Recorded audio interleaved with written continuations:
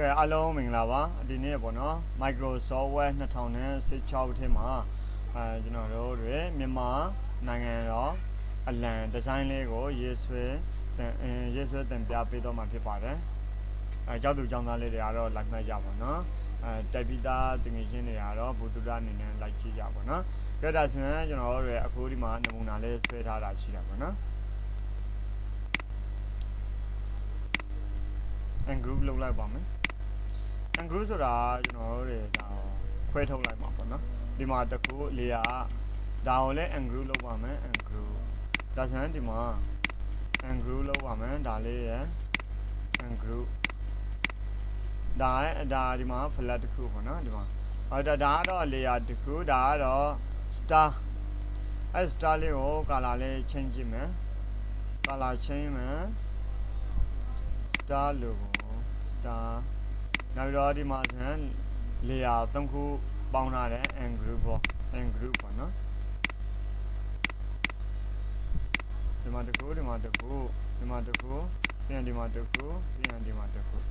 ဒါဆိုရင် layer ဘယ်နှခုလဲဆိုရင်တော့5ခုဖြစ်တာပေါ့နော်ဝါစင်နီနောက်ပြီးတော့ star မြန်မာနိုင်ငံတော့အလံဆိုတဲ့စာသားလေးပေါ့နော်ဒါဆိုရင်ကျွန်တော်တို့ကဒါလေးကိုအရင်ဆုံးဖြတ်လိုက်မယ်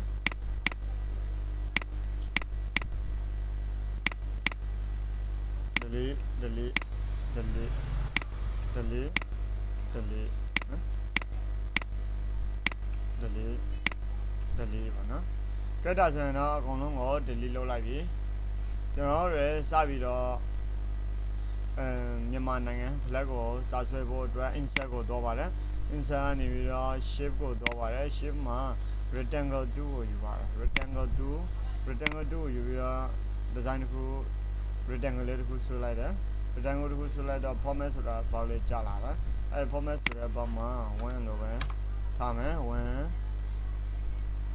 ဒီကောင်ကြတော့ file လောက်ထားပါမယ် file တလက်မ5လက်မပေါ့နော်အဲ့ဒါလေးကိုကျွန်တော်နောက်ထပ် control ရယ်ထပ်ပေါ်ပါတယ် control နဲ့ shift နဲ့ထပ်ပေါ်ပါတယ်အဲ့ဒါလေးကိုကြတော့ဟိုစိမ်းဆိုတော့အစိမ်းရောင်လေးပေါ့နော်အပေါ်ကဟာကြတော့အဝါရောင်လေးဖြစ်ပါမယ်ဟိုစိမ်းနောက်ထပ်နီဆိုပြီးတော့တခုထပ်ပေါ်မှာဖြစ်တဲ့အတွက် order ရယ် shift ရယ်နဲ့ထပ်ပေါ်ပါဒါဆိုရင်3ခုရောက်သွားပြီဒီအောက်ဆုံးကကြတော့အနီအောင်ပဲဖြစ်ထားလိုက်ပါမယ်ဝါစင်းနော်3ရောင်ဆက်ပေါ့နော်ပြတ်တာဆိုရင်တော့ဒီlayer 3ခုကို select မှတ်ပါတယ် select မှတ်တဲ့အခါမှာဒီမှာတစ်ချက်မှတ်ပြီးတော့ shift လေးကိုထပ်နေအဲ့လိုမျိုးလေးရပါတယ်ဒီမှာတစ်ခေါက်ပေါ့နော်အဝါရောင်မှာတစ်ချက်နှင်း shift လေးကိုထပ်နေနောက်ပြီးတော့ဒီမှာအနီရောင်မှာထပ်နေအဲ့လိုမျိုးလေးရပါတယ် select မှတ်တဲ့အခါမှာ shift နဲ့မှတ်လေးရတယ်သို့မဟုတ် control နဲ့မှတ်လေးရတယ် control နော်အဲ့လိုမျိုးလေးမှတ်လို့ရပါတယ်ဒါပေမဲ့ shift နဲ့မှတ်တာကတော့ပိုကောင်းပါတယ် shift လေးနဲ့မှတ်လိုက် control ဆိုတာကတော့လေယာပေါ်လို့ရတယ်အဲ့ဒါကိုကျွန်တော်တို့ကနေပြီးတော့သူ့ကို group ပေါင်းပါ group ဖွင့်လိုက်တယ်ဒါဆိုရင်လေယာသူ့ကိုပြန်ကြည့်ပါမယ်group ဖွင့်ပါမယ် group လုပ်ချင်တယ်လည်းရပါတယ်နော်ဒါဆိုရင် group ပြသွားရင်ဒီ3ခုကို group ထပ်ပေါင်းမယ် group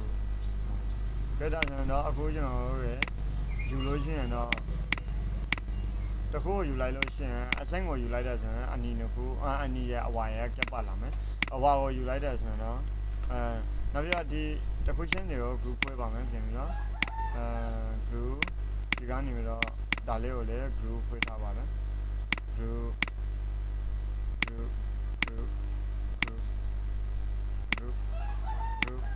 ဒါ group လုပ်ပြီးသားပါနော်ကဲ group ဒီမှာ group လုပ်ပြီးသားဆိုတော့ group မပေါ်တော့ and group လုပ်ချင်တယ်ဆိုတော့ပေါ်တာပေါ့နော်ဒီမှာ group and group ဒီဘက်မှာလည်းဒီလိုပဲ group ကဲနော်and group လုပ်လိုက်ပြီးဆိုတော့ဒီလိုဖြစ်သွားမယ်နော်group cái đó thì tập bao này phía đó rồi nó tôi nào thế bà để test về ya lấy rồi chơi lấy tôi long test về mình rồi đó insa này video shape mà nó star lấy tôi long như vậy star bây giờ lúc này star của shape lên nó xoay mà phía bạn anh nhìn xoay mà phía bạn bây giờ ai star lấy ho cô lúc này nhà tháo bạn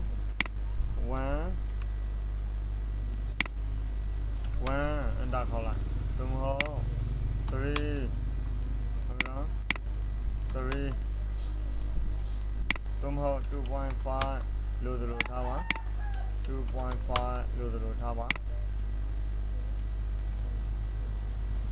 cái đó sẽအခုကျွန်တော်တို့ star လေးတစ်လုံးရလာပြီအဲ့ဒီ star လေးရဲ့ဒီ layer ရပေါ့နော်နေပြီးတော့ group ဖွဲ့ပါမယ်ပြန်ပြီးတော့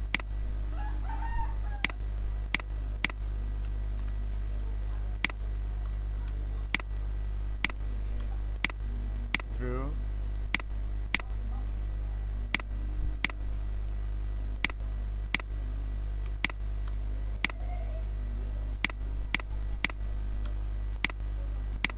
group ပြန်လုံးလိုက်ပါမယ် group ပြန်လုံးလိုက်တော့သူကဒီမျိုးတစ်ပေါင်းနဲ့ဖြစ်သွားနော်တစ်ပေါင်းနဲ့ဖြစ်သွားရေ group ဖြစ်သွားရေဆိုတော့နောက်ထပ်စာရေးပါမယ်နောက်ပြီးတော့ကိုလိုချင်တဲ့စာသားလေးတွေကိုလည်းထပ်ထည့်လို့ရပါတယ်ဒီနေရာမှာကျွန်တော်ကဒီ star ကိုအဖြူရောင်လေးတောင်းချင်တယ်ဆိုရင်တော့ shift မှာ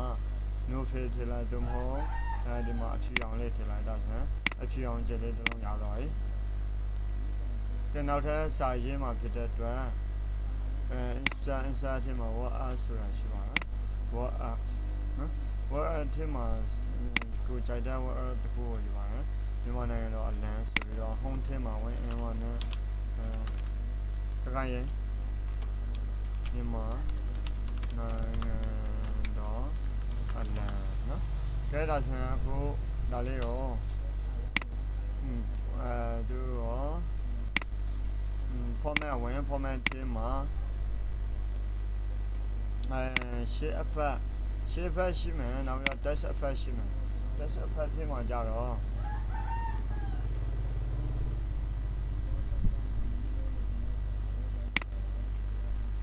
ကဲအခုဒီနေရာမှာဒီမျိုးပေါ့နော်ခုံလေးဖြစ်သွားရင်အဲ့နေရာမှာမိမိတို့လိုချင်တဲ့လိုမျိုးအခုံးလေးတွေလုပ်ချင်တဲ့ဆန်လေးရပါတယ်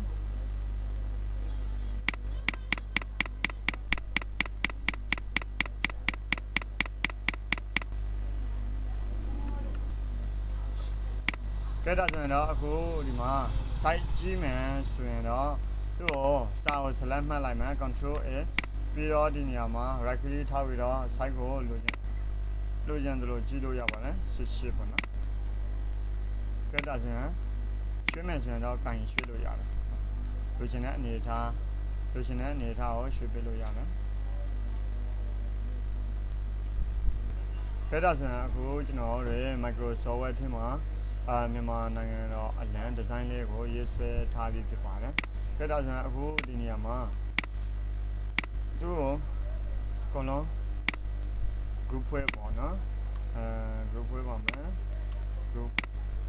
ကိုနှိပ်လိုက်။ဒါဆိုရင်အခုဒီမှာ group ဖွဲ့ဖို့အတွက်ဒါလေးပါဆက်လက်မှတ်group ဖွဲ့လိုက်ပြီ။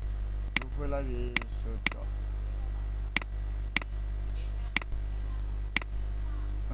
တပေါင်းလေးဖြစ်သွားပြီပေါ့နော်